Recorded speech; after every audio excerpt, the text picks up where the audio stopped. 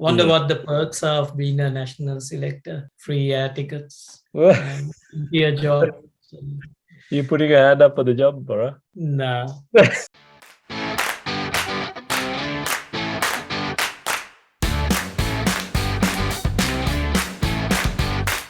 Welcome back to Sri Lankan Cricket Podcast with Vida and Bora.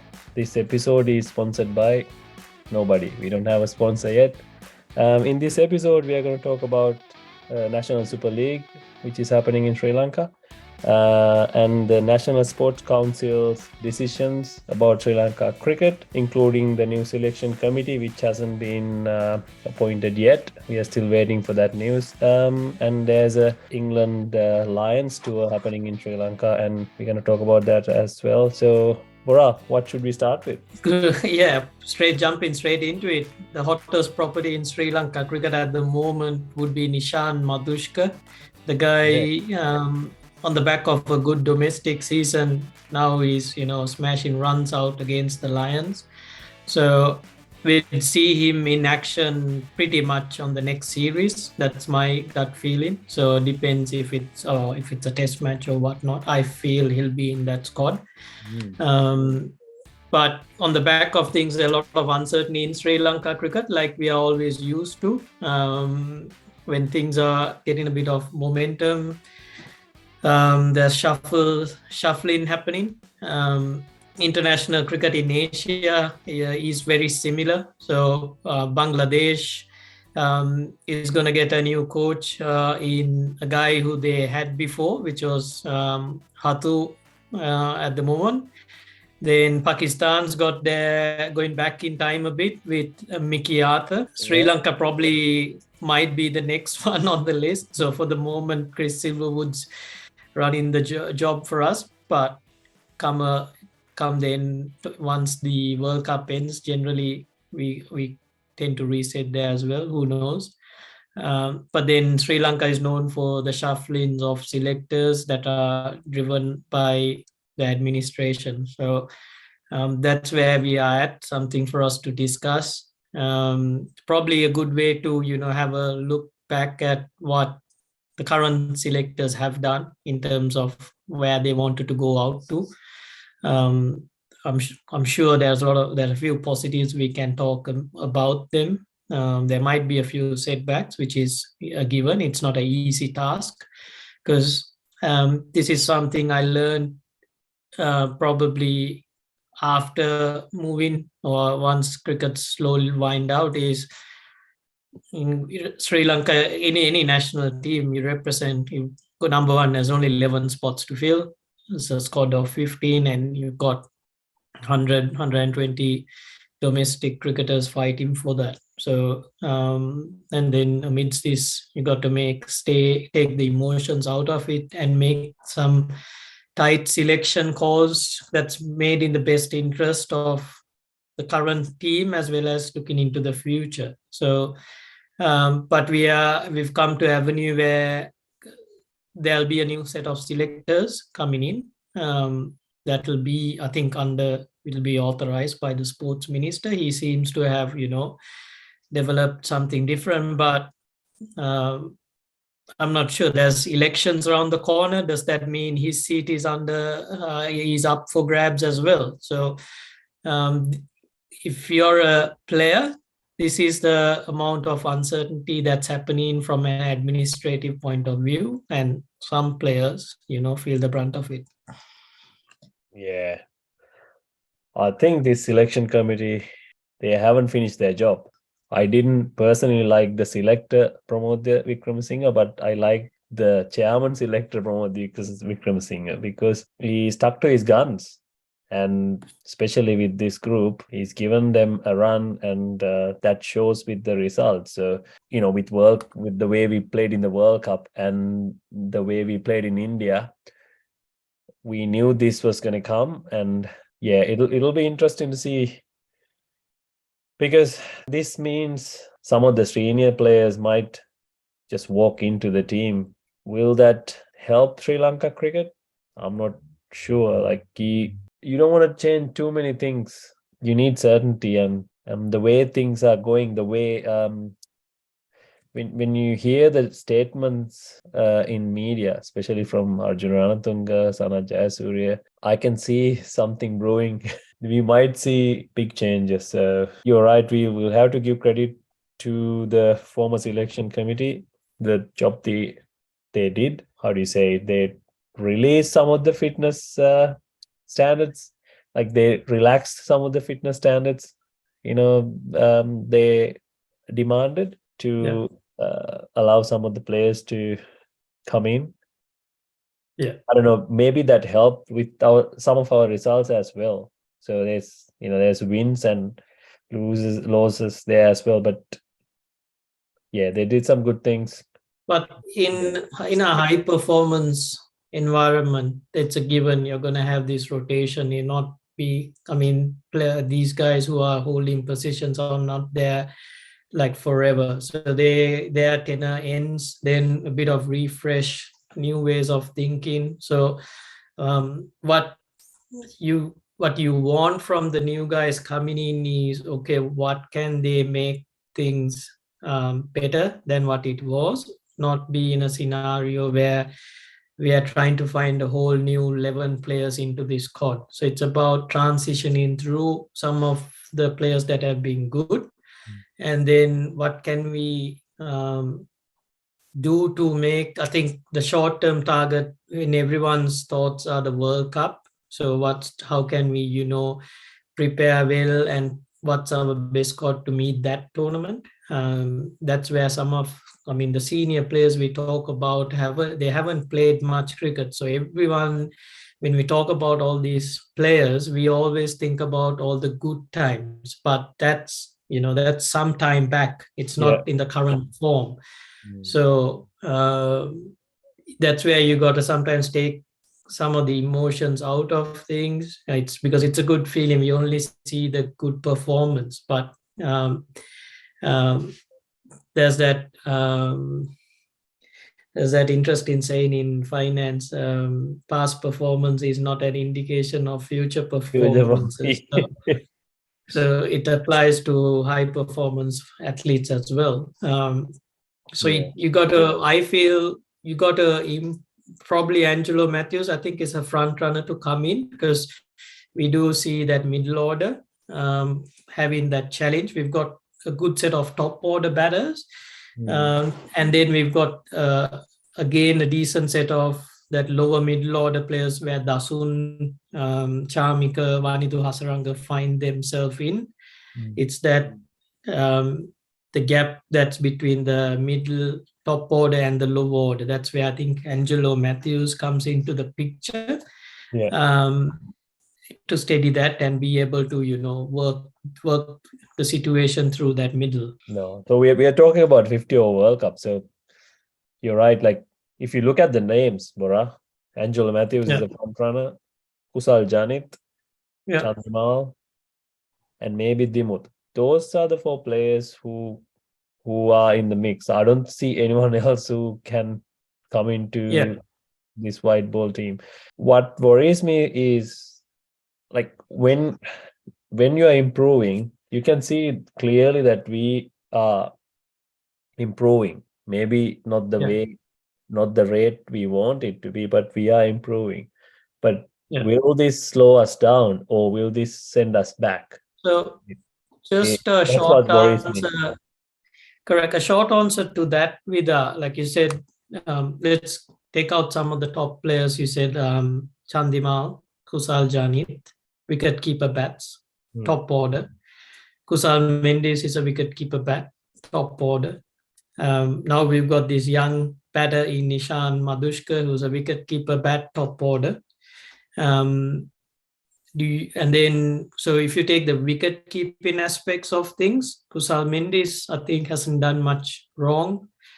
If you get the top order batting point of view, where this Kusal Janit to Dimut Karunaratne names come in to bat long, you've got to understand we've got a mix of Kusal Mendes, Avishka Fernando, who's come back from injury. He knows he's got quality there. So how do you manage this set of players? Do you bring the three of them back, and then we don't see much of a transition?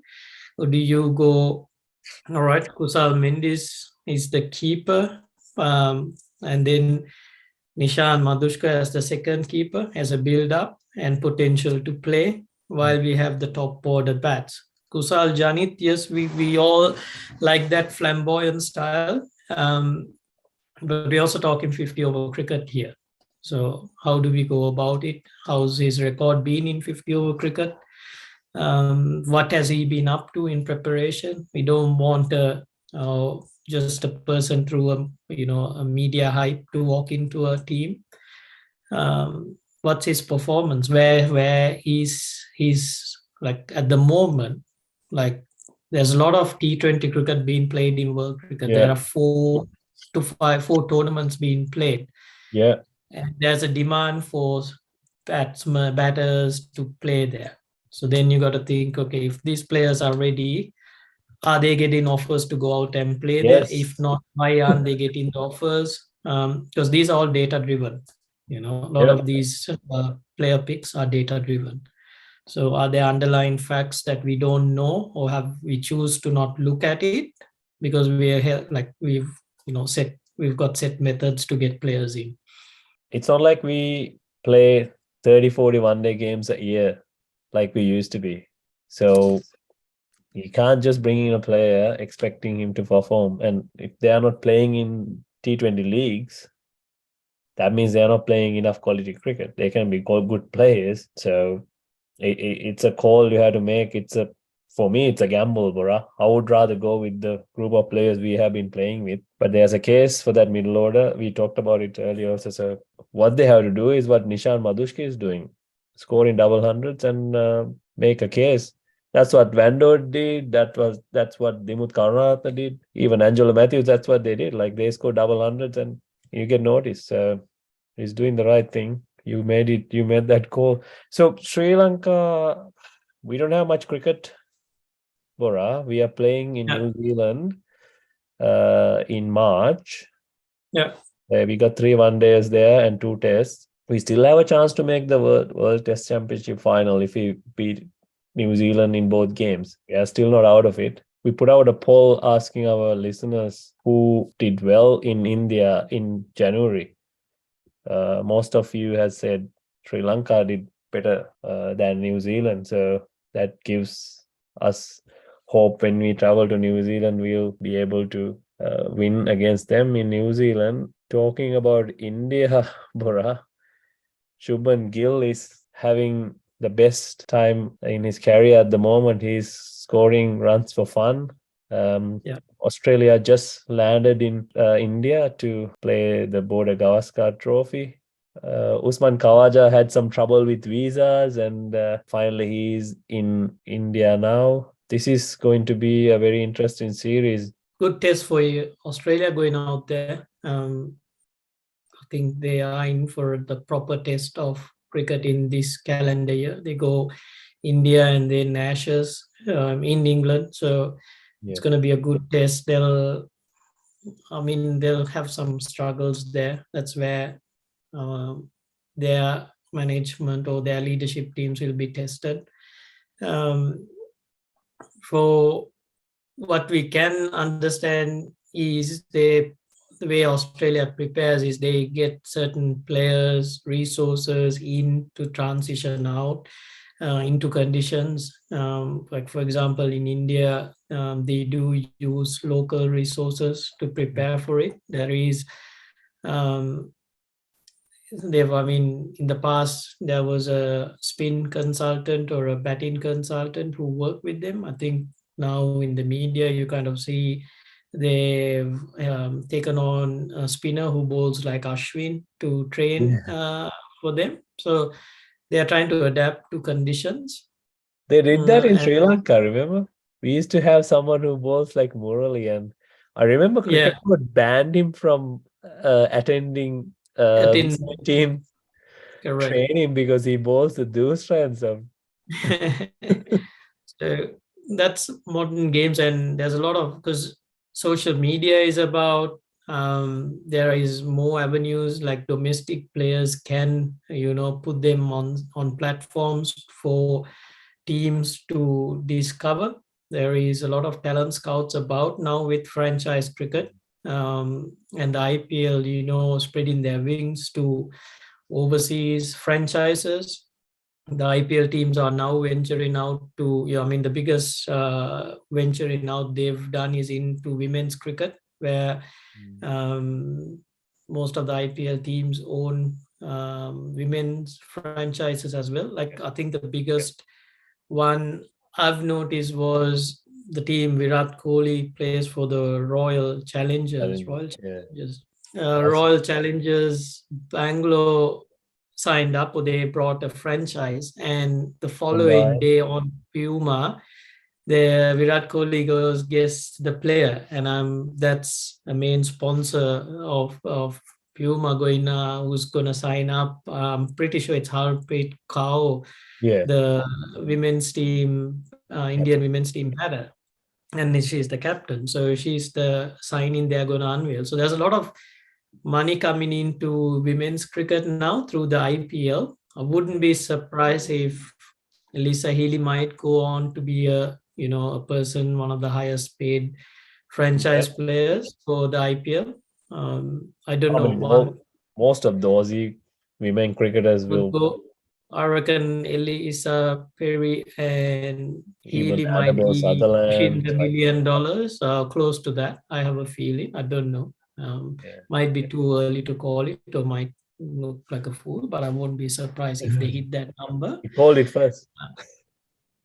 Yeah, so that's where cricket's developing really fast in terms of, like, if you think back, if you're an IPL owner, where do you get money? So that's how they've scaled up in terms of, they've gone to overseas franchises, own that. They've owned into women's cricket. That's another avenue where there's more money coming in. Sri Lanka's missing the boat where they could have opened up franchises to IPL teams, Yeah. to be there to position themselves with money coming into the country or to the game in Sri Lanka. These are what I think the administrators have to start thinking. Yeah. Now that is massive for women's cricket, Bora. That's the best thing happened to women's cricket because that will bring out a whole set of new players into the game. There'll be lots of young girls who will watch the game because they'll be on TV. Talking about women's Also opens cricket. up with more job opportunities Yes, for yes, yeah, coaches, backroom staff, yeah. administrators. We're talking about proper franchise setup. It's not like provincial tournament where you assemble a few coaches and just play for a couple of weeks. This is a proper franchise where they'll have their training and they'll have their off season. Like it'll create more opportunities for everyone. Being mindful of time might be a good way to wrap up for today in terms Yep. of what we discussed. Mm. Hopefully, this week we should see some more development of Sri Lanka cricket's appointment of authorities, Yeah. or see where the selection panel names are. I think Mm. there's a bit of tussle going back and forth. Some of the candidates who have applied for it or put their Yeah. names in. We'll do an emergency pod if they announce it midweek. I think all right, let's put it this way with it. Just a good way to finish up. We know the selectors, musical chairs, they do keep coming around. I'm just trying to think who'll be a common candidate who'll be coming in. Hemantha Vikramaratne might be one. He's normally there. Kalwitarna might be one. Yeah. He's Oh. finds himself where. Um, that no, I'm just putting out Yeah. names who just have been always ins and outs. It'll all depends on who's going to be the chairman selector, I think. Yeah, Basically, whoever is the chairman selector, he'll decide who's going to be the rest of the panel, I it's gonna be think. around it. Yeah, wonder Yeah. what the perks are of being a national selector. Free air tickets, Well, here job. So, you putting a hand up for the job, Bora? Nah, can't do it. I think there's a selection. I think there's a requirement. You need to play a national game or something. Right? So Well, I I don't don't know. think I Maybe don't think you have that anymore. yeah, they might have tweaked I it think as well. yeah. So Yeah. maybe things change. But I think a good way to wrap up. Hope everyone enjoyed the little chat we had about Sri Lanka cricket and where things are headed. Love some of the comments that are coming in. Some will keep answering our polls. We try to come up with some fun, really fun ones. And the more feedback we get, gets us talking about subjects we might have not even thought about. So Yeah. keep sending those in. We'll talk to you next week. Cheers, everyone. All right. Bye bye.